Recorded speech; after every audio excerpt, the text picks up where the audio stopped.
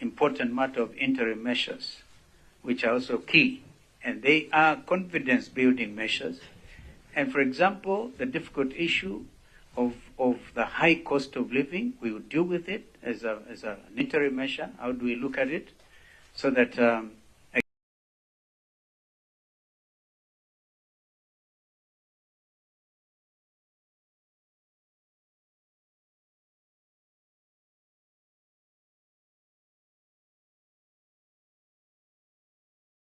again, I know that there will be probably memoranda that we presented, but these are some of the issues. I thank you. Tosha hiyo. Yeah.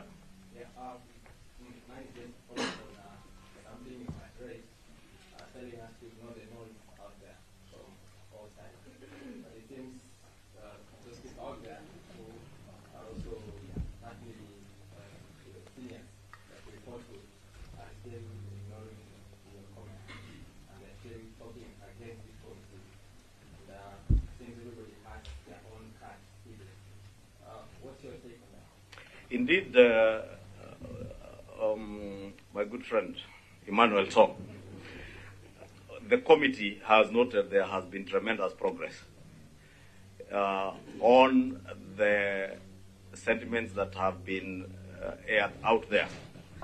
And in particular, you will note that the Deputy President last evening on his return from his trip outside the country did admonish some of those people who are being insensitive to the difficult issue of the cost of living.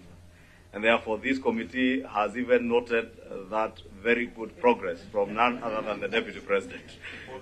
Positive intervention by the Deputy President to call people to order to be sensitive to the issues that His Excellency Kalonzo Musyoka is speaking about, the issue of the cost of living. And because as a dialogue committee, we want to continue appealing to all sides in the political divide to exercise restraint and to afford this committee the time and space to engage on the very important issues that are before us. And we commend the action that we have seen so far. My name is Melita Oletenges from NTV. My question is, you said among the stakeholders that will appear before this committee is the IBC selection panel.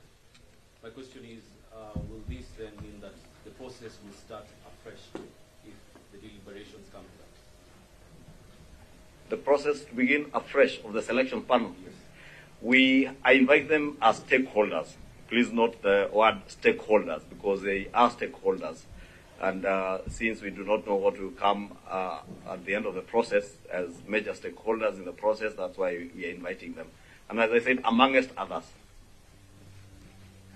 My name is Chacha from K24. Last week, you and your co-chair appeared before, or rather met the National Assembly Speaker Moses Wetangula with regards to funding of this particular committee. Perhaps how much are you looking forward to get? And also, as Kenya Kwanza leaders, you addressed concern or not at least spending much on this particular committee.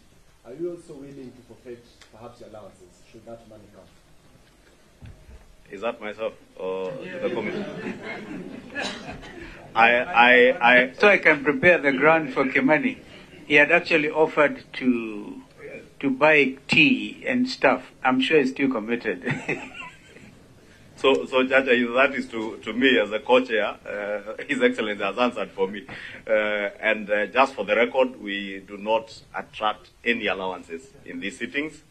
And in fact, as we closed, we appreciated the sacrifices, especially made by both our technical teams, the Secretariat, and all these members who, on their own account for the last few days, save for one of our NGOs that have facilitated our being here in terms of the tea that we also invite you for at times, and the occasional lunch you will see. We did meet, as you rightly say, with the Speaker of the National Assembly, together with the co-chair and two other members of this dialogue committee and two representatives from either side on the technical team. looking for support because, as you will appreciate, this process will also require resources. For instance, the stakeholder engagements that we intend to begin next week, we require a bigger room. This conference room has been paid for by one of the benefactors who has supported this dialogue process. We will also be engaging with other stakeholders in terms of looking for financing of this process, even from the civil society players who may be willing to support towards the budget of this process. And therefore, as you rightly say, Chacha, we met with the Speaker of the National Assembly. We did plead with the Parliamentary Service Commission to see if they can spare something from their budget. And we have also reported back to this committee that the Speaker did receive us very positively, and is among the issues that we are looking for support as we appeal to other partners and friends of the committee and people who believe in this process to support to ensure that we are able to conclude this process successfully without any hindrances as to in terms of budgets. Perhaps to quantify how much did you secure? We are yet to get any amount guaranteed to us, so I can't give you figures. We are looking for money. We didn't secure anything. We have not secured anything. That's what I'm telling you, Judge. In fact, I'm speaking to you. If K24 could be willing to chip in. You are also Kenyans, and you have a stake in this process.